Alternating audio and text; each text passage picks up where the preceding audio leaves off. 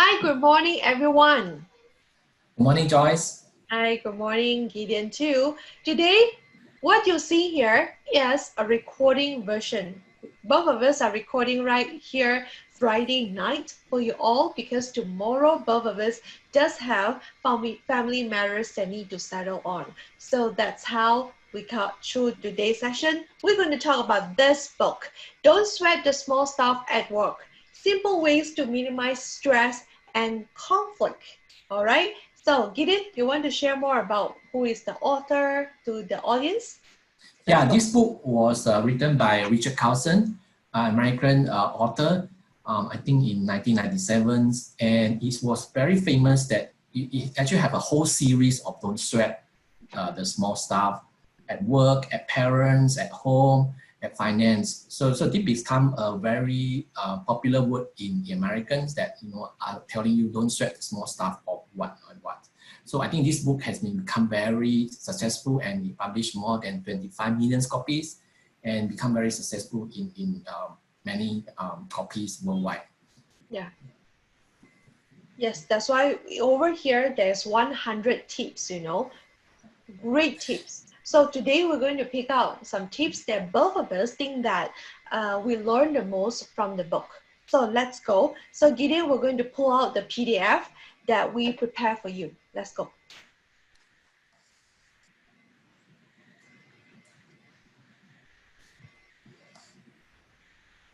Can you see my screen? Can you? Yes, I can see your screen, but can you enlarge it, like make it bigger? Yeah. Can you bigger a bit? Okay. Yes, good. So Let's this go. is the actual PDF stuff, actual PDF that you can get. If you want to get the real copy, please opt in the link behind or below or above, then you can get this PDF. So I want to show you the real stuff of how this PDF is about. So let's go through the content. Okay. So let's pick some of the tips, that we want to share today. Yeah, Joyce, you want to start first? Yes, I'm going to start on point number 8, which I learned the most from this book. Point number 8 is about stop anticipating the tiredness. All right. Don't anticipate how tired you are going to be tomorrow or at the end of the week. Instead, just try to take advantage of any chance you get to rest or sleep. I would say why this thing is. A quote from the book: who knows what really happens? But seems to me that anticipating tiredness must send a message to your brain reminding you to feel and act tired, because that is the way you have programmed yourself to respond. That's why don't tell yourself, how tired you will be for the next day or the next week or the next whole month. All right, just anticipate looking forward something great to happen rather than anticipate how tired you are, because you already programmed your mind. You must know this. Your mind know exactly what you want and it will show to you. That's the point of number 8. All right, so Yeah. let's go for the next point. Gideon, you want to share? Yeah. So The point I want to share this is don't keep people waiting. So I know Joyce always want to beat me on this, who is the earliest, but I always want to be early in anything, event or meeting, because one of the things is you need to respect people's time. There are a few benefits if you are early. I think first is if you're early, you can prepare yourself mentally or physically. No, if you are prepared, I think you are in a better positions, meeting or any discussion or negotiation. It's like a battle. You need to prepare yourself first. If you come early, you can prepare yourself first. You don't want to be, hustle or hurry and then make a wrong move in the start. Okay. Sure. The second benefit is, I think if you go to a event or seminar, I think you can choose the best seat if you are early. Yeah, even though if like you're meeting customers, let's say you're meeting customers, sales customers, you want to make sure that you position the customer at the place that you want, so that the customer can focus on you. So this is also important for salesperson, Yeah. So and then the third thing is if you have more time, of course you can do a a little bit of readings, or you can talk with someone, next to you, build the relationships. Yeah.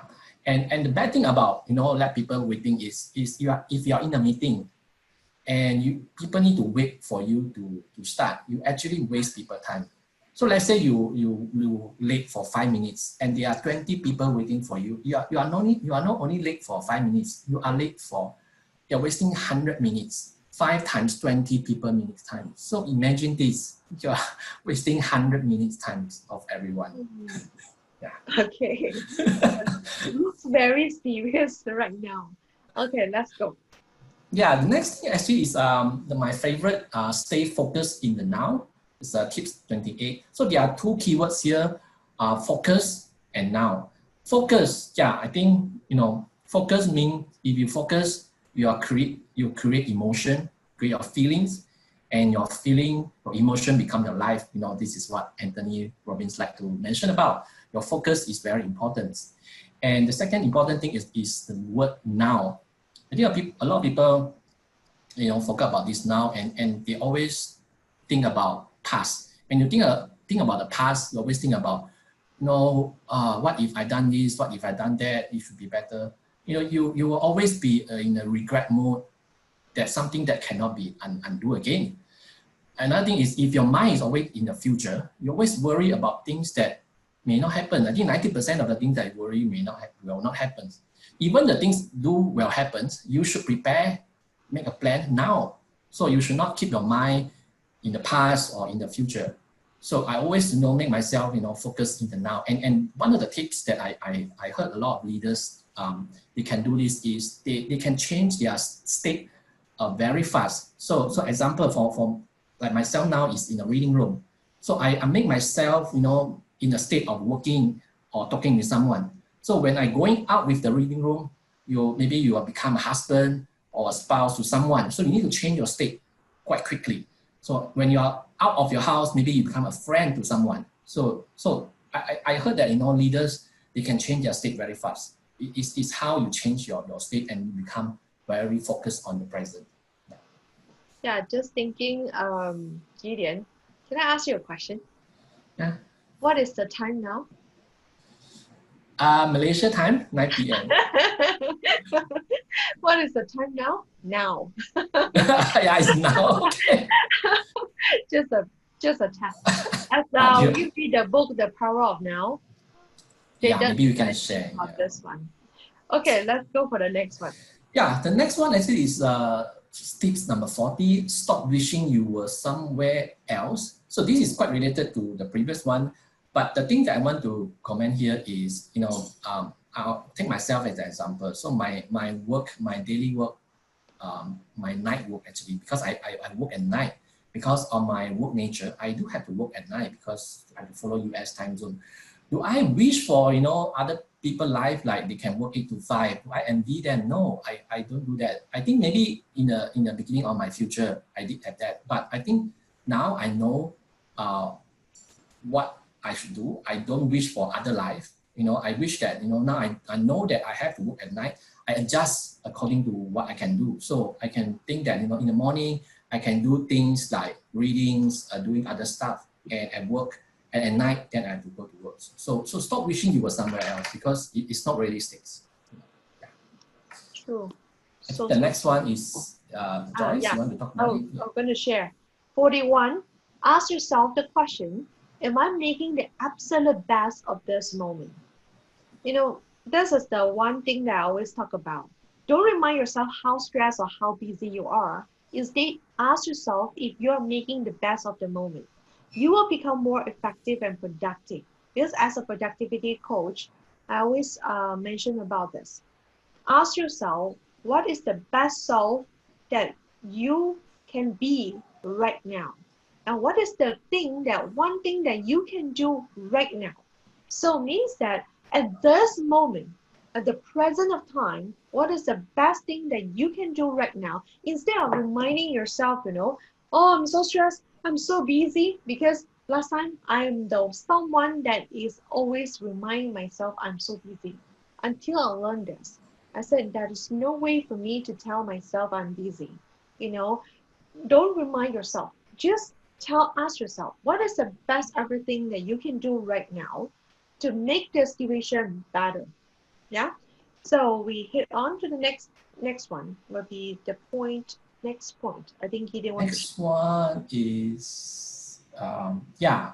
Next one is point 55. Mm, Accept the fact that there's almost always going to be someone mad at you. So this is quite funny. So I'm actually I've been a project manager before, and when I'm a junior project managers, I always try to please everyone in my team. Um, when you want to get something done in the team, you always want to please everyone, and a lot of time I get some of the people that mad at me, shout at me, and not happy at me, and I become quite frustrated. So I asked my manager, about this situation, and my manager told me, if you want to make everyone happy, go and sell ice cream. Because the people who sell ice cream, they always sell to someone that is happy. I mean, if you pass ice cream to someone, I'm sure they are happy. No one will become not happy receiving ice cream from you.